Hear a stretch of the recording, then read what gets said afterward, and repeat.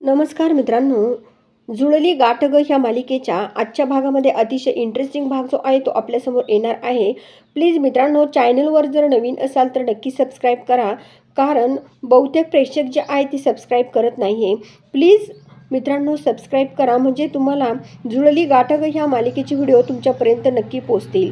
आता इकडे सावी जी आहे ती इकडे या आपल्या धैर्याला शुद्धीवर आणण्यासाठी जे काही पाणी या आजींनी आणायला जे सांगितलेलं असतं ते पाणी आणण्यासाठी सावी जी आहे ती अतिशय कठीण परिस्थितीमध्ये तिकडे पोहोचलेली असते. घरामध्ये दिवा लावलेला असतो, दिवा खूप फडफडू लागतो आणि त्याच वेळेस तिकडे तो दिवा फडफड करत असताना इकडे आजी आणि बाबा जे आहे ते लगेच दर्शन घेतात आणि बोलतात की देवा, आमच्या पोरीला सुखरूप पुन्हा घरी येऊ दे. असं पण इकडे आजी बाबा देवासमोर साकडं घालत असतात. दुसरीकडे तर सावी जी आहे ती इकडे ते पाणी आणण्यासाठी खूप अडचणींवर मात करत इकडे आतमध्ये आलेली असते. तेव्हा सावी खूप घाबरलेली असते आणि तिने मनाशी ठरवलेलं असतं की काही जरी झालं तरी हे पाणी घेऊन पुन्हा घरी जायचं म्हणजे जायचं, असं पण इकडे सावीने ठरवलेलं असतं.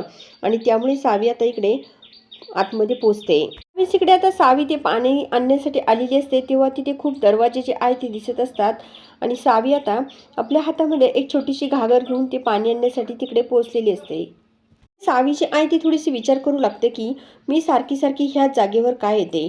तेव्हा आता सावीला कुणीतरी हाक मारल्याचा आवाज येतो.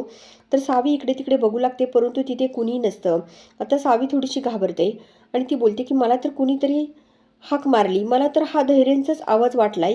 असं पण सावी ही आपल्या मनाशी बोलते आणि धैर्य, तुम्ही इथे काय करता, असं ती म्हणत असते. नंतर आता इकडे धैर्य, तुम्ही कुठे आहात, असं सावीची आई मोठमोठ्याने या धैर्याला आवाज देत असते, परंतु धैर्य तिथे नसतो. सावीला ह्या सर्व गोष्टींचा भास होत असतो. ती एका वाड्यामध्ये असते. तर सावी आता आपल्या मनाशी बोलते की मी इथे आलीच कशी. तेव्हा इकडे सावीला ज्या आजी आणि बाबांनी इकडे सावीला पाठवलेलं असतं ते आजी बाबा सावीजवळ येतात आणि बोलतात की बाळा, अगं आम्हीच तुलाच पाठवलेलं आहे इकडे. तर बाबा बोलतात की तुझ्यातल्या धाडसामुळे तुझा नवरा जो आहे ना तो वाचला. आता तुझा नवरा जो आहे ना तो अगदी ठणठणीत झालाय, असं इकडे आजी बाबांचं बोलणं जे आहे ते सावीला आठवू लागतं.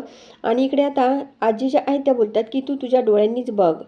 धैर्य, ये रे इकडे धैर्य, असं पण इकडे आजी बोलत असतात. आणि खरोखर धैर्य जो आहे तो आता जवळ येऊन उभा राहतो आणि धैर्याला बघून आता इकडे सावीची आई ती खूपच खुश होते आणि लगेच धैर्याला मिठी मारते. आणि धैर्य, तुझी काय अवस्था झाली होती, असं पण इकडे ही आपली सावी जी आहे ती धैर्याला बोलत असते. आणि आजी आणि बाबाही तितकेच खुश होतात. तर धैर्य जो आहे तो सावीसमोर येतो आणि सावीला बोलतो की सावी, अगं आपलं प्रेम जिंकलंय आणि ये सावी इकडे, असं पण इकडे धैर्य जेव्हा सावीला बोलतो तेव्हा सावी जी आहे ती आता खूप खुश होऊन धैर्याला मिठी मारते. आता इकडे सावीला आजीने जे काही सांगितलेलं असतं की सावी, तुला काही जरी झालं तरी पाणी घेऊन यायचं आहे. किती जरी अडचणी आल्या तरी पण त्या अडचणी सॉल्व करायच्या आणि तू इकडे यायचं, असं आजी बोलत असतात आणि सावीने हे सर्व केलेलं असतं. आता आजी बाबा जेव्हा सावीकडे खूप खुश होऊन बघत असतात तेव्हा सावीसुद्धा आता या धैर्याकडे बघते. आज धैर्य जो बरा झालेला आहे तो फक्त आजीच्याच या व्रतामुळे बरा झालेला आहे, असं पण इकडे ही सावी आपल्या मनाशी बोलते. आणि ती अगदी मंगल मांगल्यचा जो काही मंत्र आहे तो ती म्हणत असते. आता इकडे सावी घरात येताच जो काही मंत्र म्हणत असते तेव्हा हा आपला धैर्य जो आहे तो बोलतो की सावी, तो मंत्र थांबव आता. अगं ते मडकं टाकून दे आता, मी बरा झालोय, चल माझ्यासोबत, असं पण धैर्याचं बोलणं जे आहे ते सावीला आठवतं. आता आपल्याला त्या पाण्याची काहीच गरज नाही आहे, तू ते मडकं टाकून दे. म्हणजे बघा, आता सावीला हे सर्व एक साक्षात्कार होत असतात. धैर्य बरा झालेला दिसत असतो.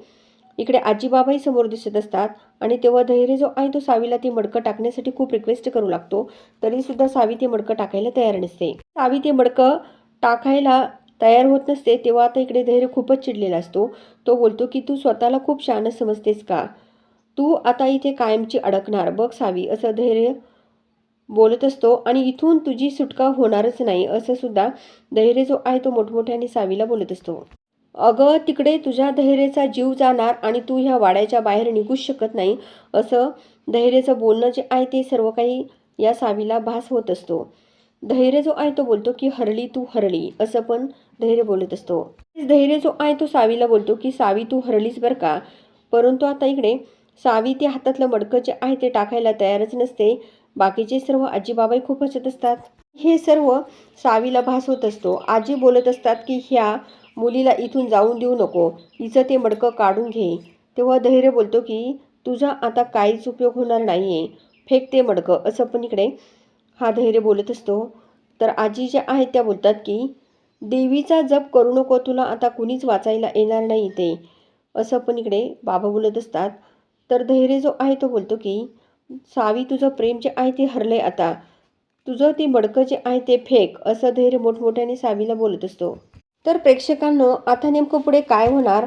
आपली ही सावी जे आहे ते हातातलं मडकं जे आहे ते फेकून देणार का, की त्या मडक्यातलं पाणी जे आहे ते घरी घेऊन येणार आणि ते पाणी घरी घेऊन येताच आपला धैर्य जो आहे तो शिद्धीवर तर आलेला आहे, तो आपल्या या सावीला कशी मिठी मारणार हे बघण्यासाठी चॅनलला जरूर सबस्क्राईब करा, लाईक करा आणि व्हिडिओ बघितल्यामुळे अगदी मनापासून धन्यवाद.